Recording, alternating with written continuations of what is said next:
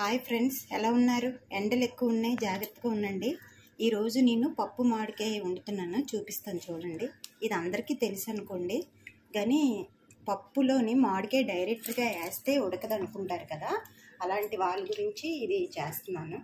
చూడండి, పప్పు ఏపీసీ నానబెట్టుకున్నాను. ఇలాగా చూడండి, ఏపీసీ నానబెట్టుకుంటే పప్పు బాగా నానుతుంది, టేస్ట్ కూడా బాగుంటుంది. ఈసారి మీరు అలా ట్రై చేయండి ఒకసారి. ఏపీసీ నానబెట్టుకోవడం వల్ల పప్పులో ఉండే రుచి ఇంకా ఎక్కువ ఉంటుంది. ఇప్పుడు నానబెట్టుకునే పప్పు అంతా పావు పప్పు వేసానండి, మొత్తం ఈ కుక్కర్లో వేసుకోవాలి.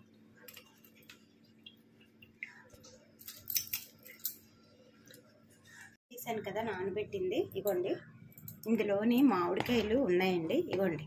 మామిడికాయలు ఇలా కట్ చేసుకోవాలి పెద్ద ముక్కలుగా, ఎందుకంటే ఉడికిపోతాయి పప్పులో వేసినప్పుడు. ఇగోండి మామిడికాయలు, ఉల్లిపాయలు, పచ్చిమిర్చి ఇందులోనే కోసాను. ఇవి ఇప్పుడు వేసేస్తున్నాను చూడండి.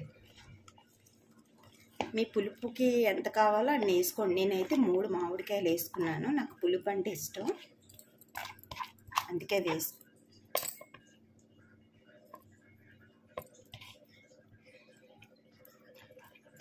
వేసుకున్నాను.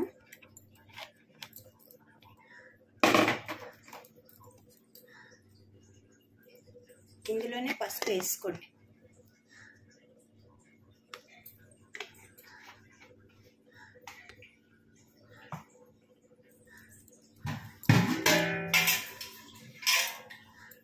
ఒక గ్లాస్ వేసాను కదండి, ఆ గ్లాస్ తోటి 2 గ్లాసుల వాటర్ వేసుకోండి.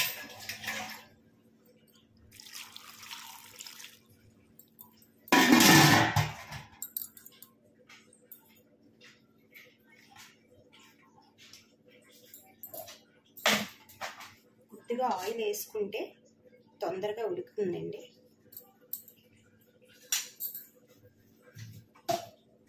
ఒకసారి దీన్ని అంతా బాగా కలిపేసి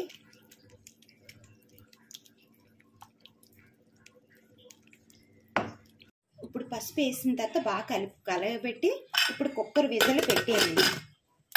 మీకు పప్పుని బట్టి కొన్ని పప్పులు బేగుడితే కొన్ని ఉడకవు. నేను 6-7 విజిల్ ఉంచుతానండి, తర్వాత చూపిస్తాను మీకు, సరేనా?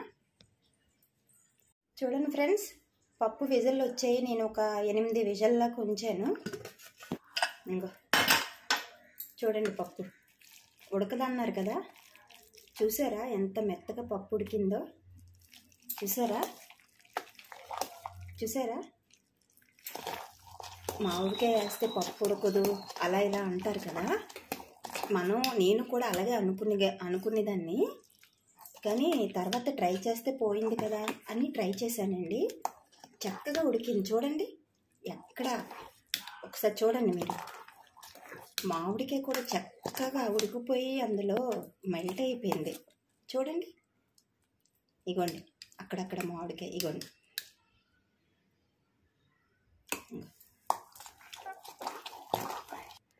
చూడండి పప్పు, చూడండి ఎలా ఉడికిపోయిందో. మామిడికాయ వేస్తే ఉడకదు అని వేరేగా ఉడకబెట్టి పప్పులో కలుపుకునే వాళ్ళం అప్పుడు, కానీ ఎందుకు ఉడకదా అని నేను ట్రై చేశాను, చక్కగా ఉడికిపోయింది చూడండి.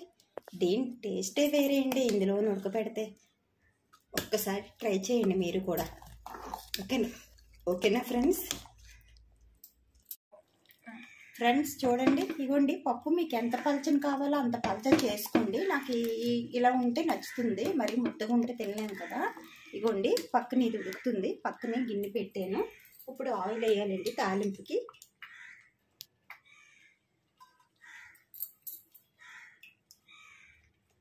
ఒక 3 స్పూన్లు ఆయిల్ వేయండి, బాగుంటుందండి పప్పుకి కొద్దిగా ఆయిల్ ఎక్కువ ఉంటే.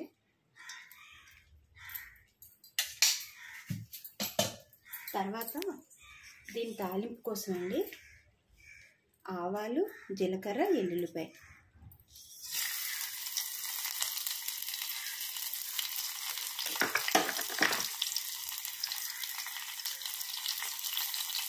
ఎండుమిర్చి, కరివేపాకు,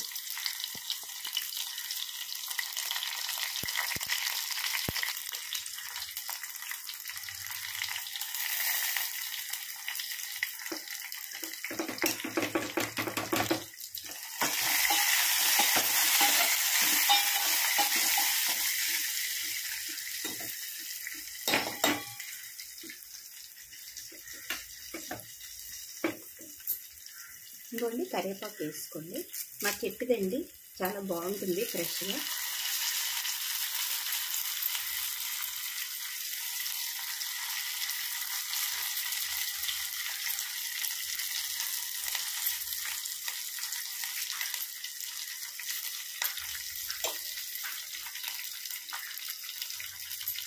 తర్వాత ఇంగు వేసుకోండి.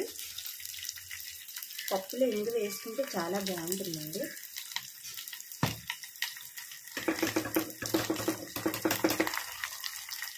ఇప్పుడు అంతా కలిపి బాగా కలపండి.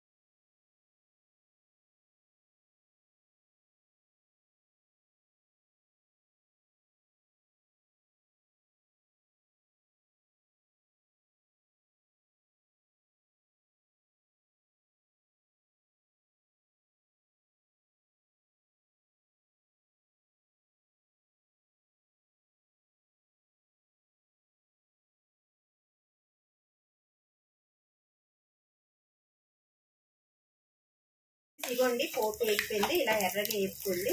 ఇప్పుడు ఈ వేగిన పోపు పప్పులో వేసుకుందాం.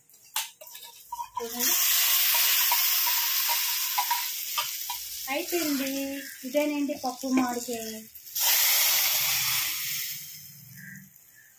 అంటే ఇందులోని ఇప్పుడు ఆయిల్ అది ఉంటుంది కదండి, పోపు అదిని ఇది మళ్ళీ ఇందులోకి వేసుకుంటే మొత్తం వచ్చేస్తుంది. చూడండి ఫ్రెండ్స్, పప్పు మామిడికాయ తయారైపోయింది. నచ్చితే లైక్ చేయండి, షేర్ చేయండి, మా ఛానల్ని సబ్స్క్రైబ్ చేసుకోండి. బాయ్. బాయ్.